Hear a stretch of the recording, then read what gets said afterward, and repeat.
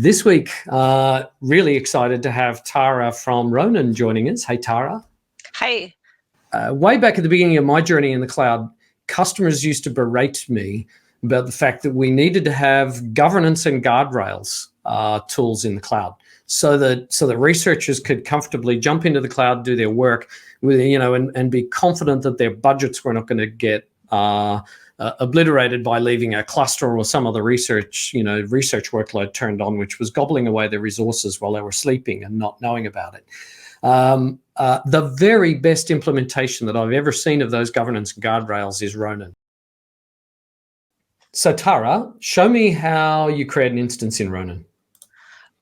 Okay, well, first of all, we call them machines and not instances to make it a little bit easier to, get the language right. But basically what you see here is a composer that's a little bit like a shopping cart. The idea is that you can pick an operating system that is a base operating system, or you can choose a pre-configured package, which would have software loaded up on it. So if you are a researcher and you want to save your machine with a bunch of new software that you've just added, share that with your research group, you can do that. Alternatively, if you're the system administrator of the entire RONIN and you want to make a new deep learning AMI available, then you can just push that out.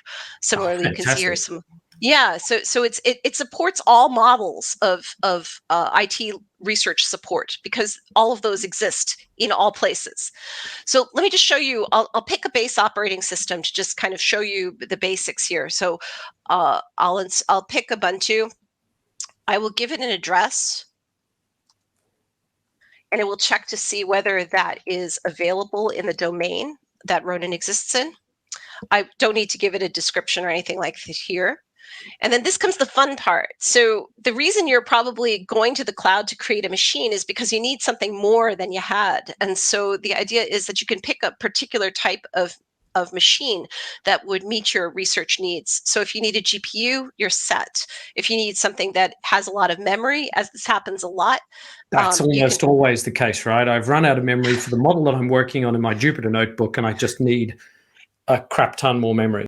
You could sit and optimize, or you could just get the extra memory and then be done with your life. Move on with right. Yeah. Life is short. Okay, so give me something with a chunk of memory. So I'll pick here. This is a R5 4x large. I can see here, what it's going to cost me. I can see how many vCPUs and what memory. It's got 128 gigabytes of memory. So, and then I could select storage if I wanted to. I'll just show you what that looks like. And often researchers use storage a little bit like USB drives, moving them from machine to machine so that the machine itself is a different type to conduct a different type of analysis. But basically, the key thing is you've got the green button, you hit launch.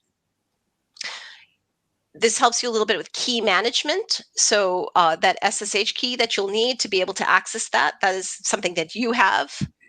Yep. And then you launch, and it shows you that your machine is being deployed. Awesome. And I love this. How do I log into my machine? Yeah. It's just like, take me there straight away.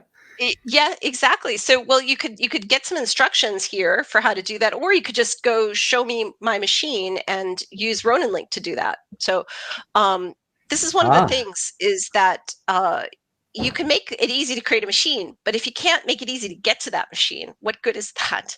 And so, I've taught so many workshops where researchers stumble at changing permissions on the SSH key, let alone for RONIN here, we want to do a secure port tunnel through SSH.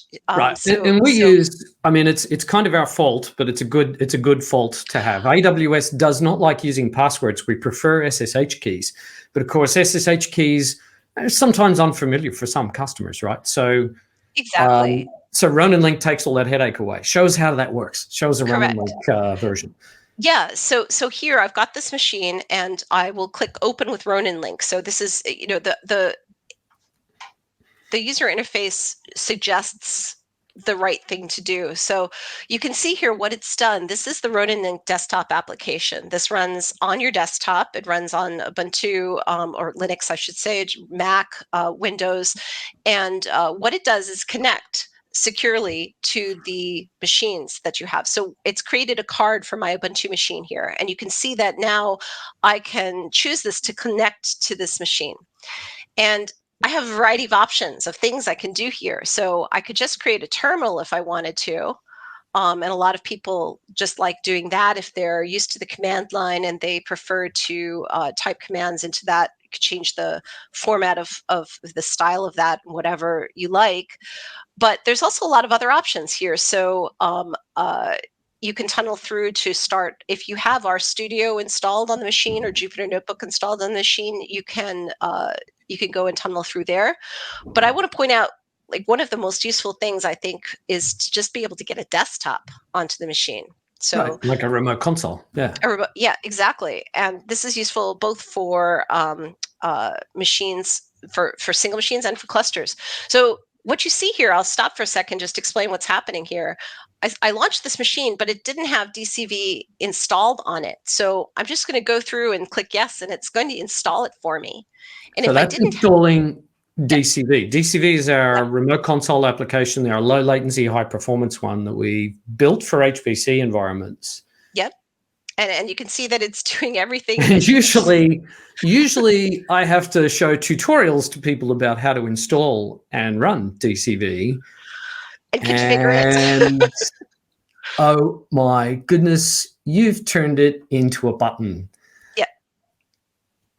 Yep, it's a button, and you can see by the length of what's happening here that it's not a simple button either. Anybody who's ever done that will realize that 528 steps are being done for them, apparently.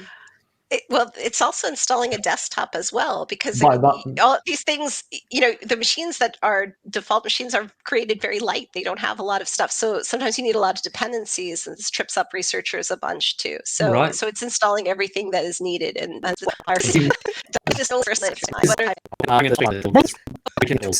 let me just say, this is freaking cool. That just finished, and you can see what's happening here. So we have a nice DCV window that is coming up here to give you a desktop. And that is, oh my goodness, that is my Ronin desktop, my actual Linux desktop running on a remote machine in the cloud that Ronin created only a couple of minutes ago. Yep. And for everybody else out there, if you've got ideas about topics that you want to see us cover on future Tech Shorts, give us a shout. Where our DMs are open on Twitter. Find us at Tech HPC. Give us some ideas for future topics, and we'll be sure to get them into the queue. Anyway, for now, thanks, Tara. Thank you. Thanks so much for having me.